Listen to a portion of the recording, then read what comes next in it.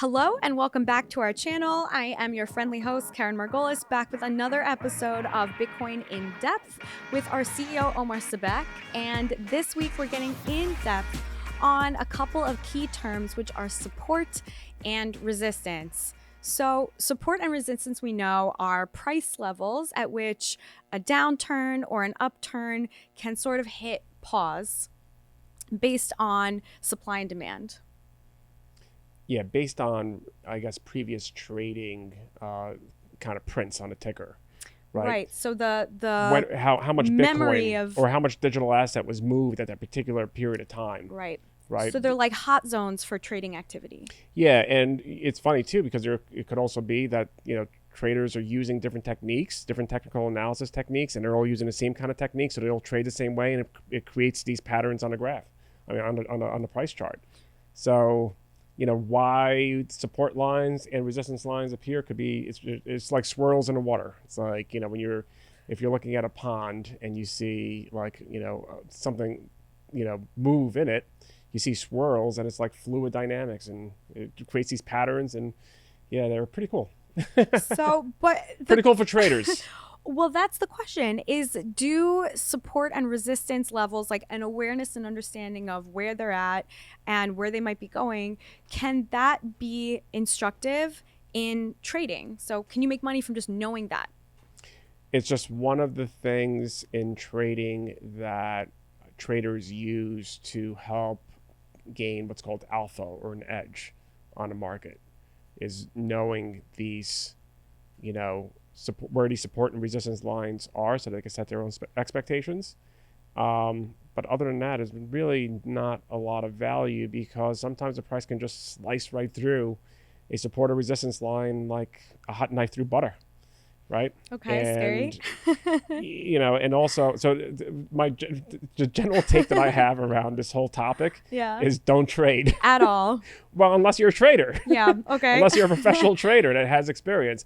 Bitcoin is amazing for trading, for professional traders that have experience. But why not for us average people? Why, it feels like looking back to May of 2021 when, the price hit this high of 25K or 27K or whatever. In retrospect, if I'd had it together to know what I know now from these videos, maybe I could have traded then, bought back in on a dip, and just made a ton of money. Common misconception. Oh, okay. May 19th was a big kind of, liquidation cascading event. Okay. What triggered it? China banned mining. Okay. That's huge news. It is. Unless you had an inside scoop from the CCP, the Chinese Communist Party, how are you going to trade on that intelligence? You weren't. But you can see the price approaching or even breaking through resistance levels. You can see the price breaking through resistance levels, and it could have kept on going. That's true.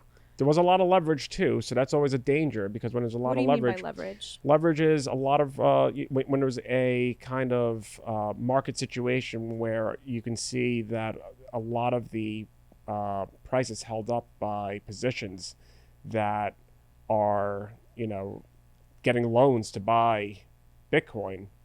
Then you have a high leverage kind of situation, and that's ripe to take advantage of. That seems dangerous. Very dangerous. That seems irresponsible. Very responsible if you know what you're doing. Okay. But you have to know what you're doing, and okay. also, I feel attacked, but yes, go on. and it goes back to, are you a trader or not a trader? And if you want to be a trader, that's cool, but I would say dedicate yourself to it. Like you would have to really understand trading, and people that make money trading really. There's a certain kind of individual, just like there's a certain kind of person that does sales. There's a certain kind of person that can do trading.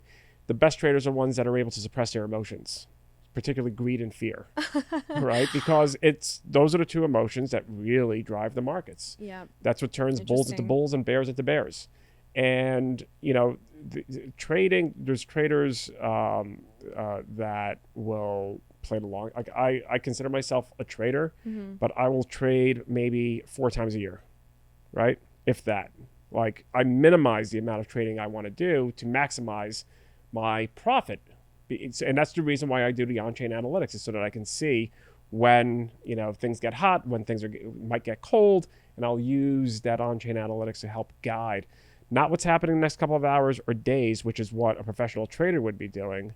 What would be happening over maybe weeks and months and years even. When we talk about the market cycles, that's the most zoomed out kind of view you could have of the entire market. And then as you zoom in, it gets harder and harder to predict what the price is going to be doing.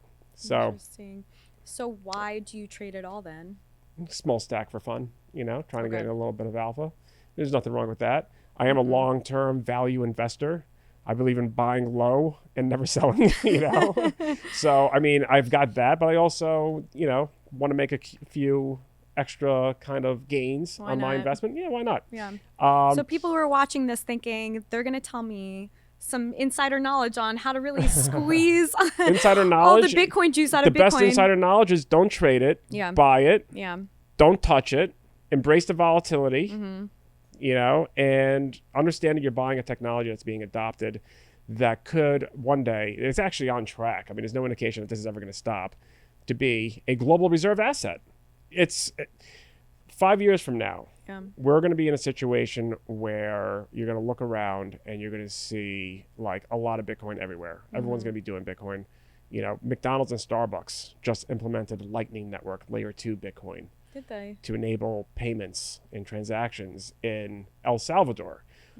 The whole world is looking at El Salvador as a pilot test case. So far, so good, no? So far, so they had a couple of little hiccups, but any technology rollout has hiccups, especially when it is, and this is the key, that's a brand new deployment, first deployment. There's going to be hiccups all the time. Yep. I have a lot of experience with technology deployments, but I'll tell you what has a much safer implementation, what kind of technique is a much safer implementation, and that is a slow migration.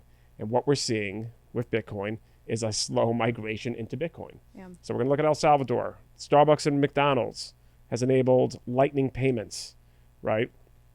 That means Starbucks and McDonald's now know what it's like to have value transferred instantly and value transferred without any third party and without any fees. They're not paying Visa, American Express, and MasterCard. What do you think they're going to start doing? Yeah, right. They're going to start promoting it. So they're getting all and excited. That's what adoption is all about. Yep. And so it's a long-term adoption. It's a slow migration. If we were to switch the whole world over to a Bitcoin standard in one shot, it wouldn't work. It would fail, and people would dismiss it. There's so many use cases. There was a Harvard Business Review use case. You could read it. It was about how one major global investment bank implemented a telecommunications technology. I was there to see it. It was a disaster. Okay. And they ended up writing that technology. It was actually really good technology, but because they implemented it the wrong way, without much planning, without much foresight, and de-risking, they ended up not touching it for greater than a decade before they went back and started going into, IP technology. They literally dismissed IP technology for communications because of that situation. So, and that's a big bank, and big banks know, what they're doing when it comes to technology. They're very good at buying technology. They're very good at putting in technology. Yeah. And you see them right now. What are they doing? They're getting their feet wet with Bitcoin. They're having a little taste. They're seeing how it works. They're educating themselves. The only way to do it is to take the slow kind of, risk-based, risk-managed approach. Long term. Long term. Don't trade. Don't sell. I could trade. Buy if you want. You know why I don't trade on a daily basis? Why? Because that's how you lose money. Okay. As simple as that. Which I would hate I'm not to do. a professional I hate trader. that for us. Yeah, well, but if you're a professional trader, it's probably the best thing you could trade with. Why? It's got a lot of liquidity globally. Yeah. It's 24/7. There's no circuit breakers.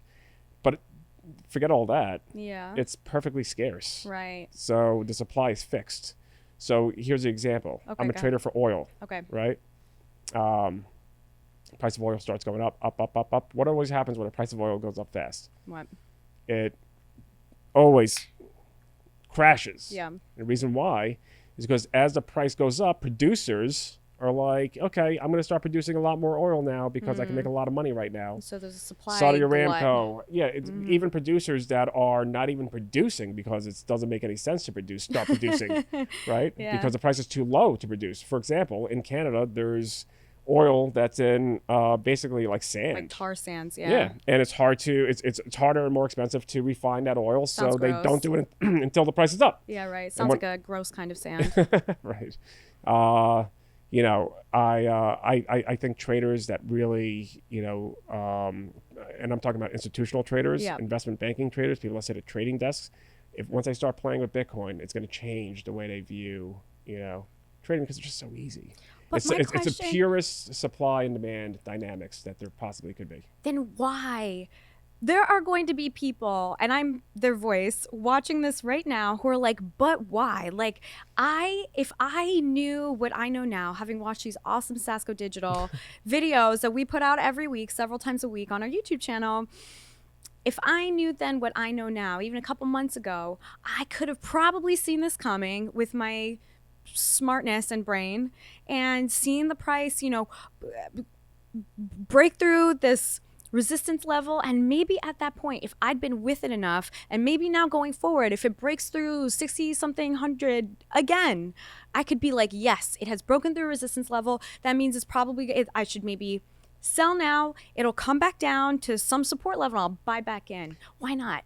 That's a good question. So the thing about the price being, when the price is going up and up and up, is treading new territories. There are no resistance levels up there. Okay. There's none, right? Support and resistance level is only like if They're we were like retroactive. It's only when you want to look at the support and resistance levels, you'll look at a historical price. I see. Right. And the other thing is when the price is running up like that, you can never it's very difficult to forecast how much new demand is coming in to continue to drive that price up. You have some incredible price runs, not just in Bitcoin, but in other digital assets. Right now it's Solana. Solana is outperforming everything else. When does it stop? It's impossible. Some people want to call it a bubble. Okay, fine. It's a bubble. If that makes you happy, call it a bubble. But here's the other thing too. When that bubble pops, it's not a bubble, but when the bubble pops, it doesn't go back down to 1,000. Yeah. What does it go down to? It's called mean reversion. It goes down to pretty much the halfway point. We just saw this the other day. Price ran up to 52,000, crashed about $10,000, and then ended up being 5,000 under. Okay. That's called mean reversion, right? And so that's another trading technique. Now, if you were lucky enough to get it down at the bottom of that price dip, awesome. You did a good trade, but very few people were able to do that because there's just so much congestion on the exchanges at that time. Hindsight is so 2020 that's a bitter pill to swallow. Because looking back, it seems real obvious when I, an intermediate Bitcoin person, could have slaughtered, made an absolute killing if I had just known now what we found out months ago and knew that in advance. But you could take that kind of price action. That's really what the whole idea of these best practices around investing in Bitcoin, DCA, right? Getting in on a market timing. It's all based on the history of the price action of Bitcoin. We've come to this I've come to this conclusion that the best way to invest in it is no one has ever been able to beat the dollar cost averagers. Because it's so volatile. Averaging, meaning when you put in a certain set amount. You have $10,000, you split it up into tranches. Over the course of days or weeks, right? Yeah, however way you want, and you average your way in. Right? Right. Rather than having to make a big trade on a dip or a big trade at a resistance level. Exactly. It's been the most effective way to make the most amount of value for yourself has been the DCA because it's volatile, it's hard to predict. No fear. Yeah, and the support and resistance lines are just exactly as you said. It's areas where it's paused, but eventually breaks through. And if you're in a bull trend, then the likelihood is that it's going to break through a support line, or resistance line, until it doesn't. There's going to be a point where it doesn't go up anymore, and that's when you get into a crash situation, a correction, whatever you want to call it, and then a bear market. And then when you get into the bear market, it starts hitting these support levels, and eventually it just breaks through because it's in a bear market. And then you have a period of just kind of really low volatility and a lot of stability. When that happens in this upcoming, so where are we right now, do you think, in this cycle? In this cycle, where we are right now, we are just a little bit past the midway point of the cycle. We had that major correction on May 19th. If you look on chain, there's an incredible amount of capital coming in. The way the capital comes in, people need to understand, the way the capital comes in, it comes in without moving the market. So if you're an institutional investor, you're not going to just ape right into the market and make the price jump, and creates this huge wave. The way you're going to do it is you're going to, number one, you're going to put orders on a lot of different exchanges. You're going to work with liquidity providers. You're going to do it in a way where you're minimizing price movement. Mm-hmm. And same thing when you're selling. You want to minimize price movement. What it's doing is it's taking away the supply. And at some point, there's going to be a supply crunch. Mm-hmm. And that's what we are starting to kind of see when the price moved up from 30,000 to here we are, just under 50. We're going to continue to see it, I believe, this is not financial advice, that we're going to continue to see it go up. Mm-hmm. And it's going to, at some point, go over 100,000. And then from there, it could, 2x, 3x, 4x. There's estimates that have it at 7x. Mm-hmm. The indication is also now, a couple of months ago, it was maybe the market would be over later this year.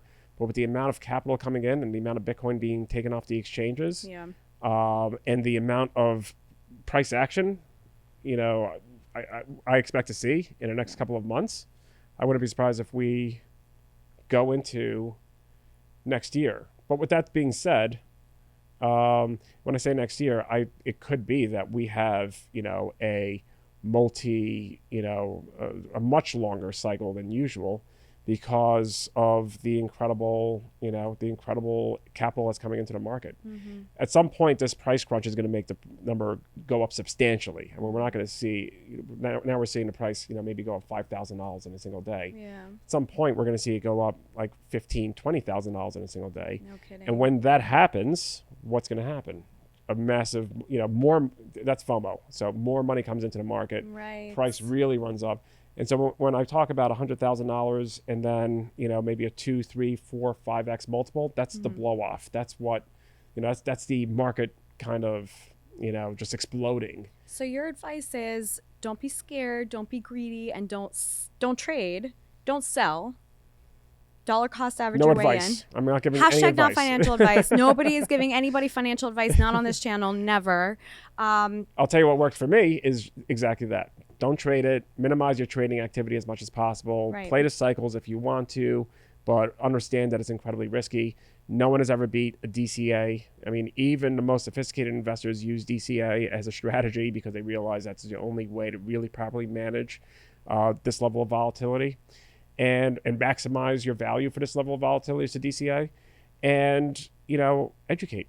Mm-hmm. Learn it. It's fun. It's a lot of fun. That's what we're here for. It's a lot of fun. That's what we're here for. Yeah. And it's a lot of fun. And over time, don't try to do it all in one shot. Yeah. It takes years and years to really understand. You got to get a feel and a texture for the market. Another one is, I focus on Bitcoin only. Yeah. Right? I know the other stuff. I could buy the other stuff. I'm fine with buying the other stuff. I held some other stuff in the past. Not anymore, though. Specialize in something. And if it's not Bitcoin, that's cool. Yep. You're probably going to get wrecked in other stuff because, there's nothing as unique. Well, seriously, though. I mean, if anyone, so this week it's Solana, next week it's going to be something else. The week after that, it's going to be something else. And the reason why is because anyone can just Control-C, Control-V, a blockchain, and just drive an incredible marketing program around it, which is what you see with Solana and social media influence. And that's going to keep on happening, right? It's just creating. At some point, are you creating value if you can just keep on creating it? Where does it end? Where does it stop? So would you say the only one that stands alone that's not like that wasn't created that way is Bitcoin. And that's the reason why, the other thing that drives we might be going a little late here, but the only reason why one of the other reasons that drive those prices really high later in the cycle is the sophisticated crypto investors / traders. They take their profits. They know to take their profits in Bitcoin. So they'll sell the other things to maximize what they're holding in Bitcoin. That's what I did. Yeah. I wasn't like huge sums, but that is what I did because I work here and now I feel like I know better. Yeah. I mean, once you cross over to the digital space and you're investing in the digital space, the base layer asset is Bitcoin, no different than the Wild West where the base was gold. Yeah. You go to the bank and say, I'll take some silver because I want to spend it at the saloon, right? But when you were going back home and you had to see your wife, you were giving her gold. You weren't giving her silver. You wouldn't disrespect your wife that way. Not like how you would act at a saloon. Exactly. You get it. So, okay, # not financial advice, but we really got kind of deep on support and resistance levels. And I don't think that I haven't heard like a ton of explanation about this. It's that accessible. I think that these videos that we've made about support and resistance are interesting and are going to help people understand what's going on in the news around Bitcoin, because we hear it all the time, support levels and resistance levels, and it's like, what is going on? Yeah, and for anyone out there that's wondering what these are, if you're looking at the price and you check it one day and it's like, it's almost at 50,000 or any other number, and it's like there, but it's not going over, and it's like the next day same thing, right? And maybe it'll go down a little bit, but then it'll go up. That's a resistance line. Yeah, and we've been at that for a while right now, haven't we? We've been in the upper 40s range for a little bit, sort of crowding 50 but not really poking through. We poked through a support line a couple of days ago, the night before. So it was trying to get past 50, and then it finally did. It went up to 52, so it poked above it. Nice. But then, on the same day that El Salvador made it legal tender, there was a massive market move that liquidated a whole bunch of traders that caused a cascading liquidation event, no different than May 19th, but on a much smaller scale. The difference between now and May 19th is that when the price came down, so many market participants came in and bought Bitcoin. So it was a net positive event for Bitcoin. Even though the price doesn't reflect it yet, there's less Bitcoin that's available now because people took advantage, they bought the dip. Right. On May 19th, it was a different situation. There was a lot of fear. Yep. And so people got shook out of their Bitcoin when the price went from 65 to 30. I get it. Right? So a lot of Bitcoin was available for sale. That supply has long been soaked up by the market. It's no longer available. And we're right now at a point in time, and this is the key. I mean, this is how you really trade Bitcoin, is understanding how much Bitcoin is available. And we're at a point where there is the same amount of Bitcoin available today that there was back in 2018. And every day we see the supply going down and, lower, the supply that's available to buy going lower and lower. So it's being sold out. The inventory is dwindling. Okay. And that's the supply crunch. That's what is, it's just a matter of time. And that's what drives the price back up. That's what's going to be driving the price to these incredible levels later. Hashtag not financial advice. Not financial advice, especially when people start seeing a number go up. That causes FOMO, and that's even companies can't manage the FOMOs. So if someone's really FOMOing out, every and investor it's has going up, it's going down, but you can maybe to satiate that, like scratch that itch kind of thing, have a little bit of Bitcoin that you might play with, and maybe make these little trades to like test yourself or have some fun or whatever, but then leave most of it alone. Yes. Yeah. That's I was actually talking to somebody today, and they were had all these questions about what do you do, how do you do it? I said, buy $10 worth, get a wallet, move it, see it, feel it, query the transaction, see how it all works, and that $10 education could be worth a lot if if you just take that first step. Yeah, right. Yeah, and that's a nice easy number. I love a number that is inconsequential. Inconsequential and easy to divide up into percentages, right? So if there's any movement on it whatsoever, you can see exactly by how much. Yeah. And that's kind of what I did, not to brag, before I met you, Omar. Smart.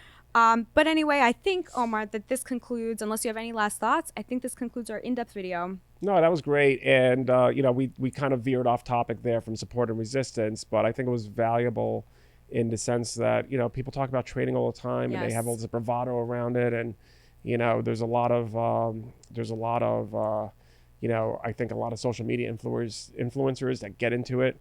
And I see a lot of people making that mistake and thinking that they can do it. And it is difficult. It is tough. So, there's a better way to do it when it comes to Bitcoin. Yeah. Because you've got, it's not a commodity. Commodities are traded easily, right? Things that are very liquid are treated easily. But when something is disheartened and supply demand and a technology that's being adopted, then that's it's just like a Google stock and Facebook stock back, or Amazon stock back in the early days. Right. Would you have traded that? Of course not. No. Knowing what you know now. Right. Of course not. And what we know about Bitcoin, you're going to feel really foolish if you weren't successful trading, and a couple of years from now, it's trading. It's being sold for upwards of $1 million or $2 million or $5 million. You're gonna feel like a fool. You're gonna feel like a fool. You are, yeah. Protect your future self. And we don't want that for you. Yeah. Just some advice. That is actually good financial advice. # not financial advice. And I will also say that we are like the least sensational YouTube channel out there, by which I mean that we're not telling you that you have 72 hours to make this trade or anything like that. We're telling you to sit tight and be cool. We like to do what's right. Yeah. Because that's what's right. Yeah. Well, we like to do what's right, and we're not taking any, we're not monetizing ourselves from selling different types of coins, and we're just here to provide value to the audience and to our clients. That's what it all comes down to. Yes, perfect note to conclude on. So let's wrap it up. Omar, thank you so much. That was such a good discussion.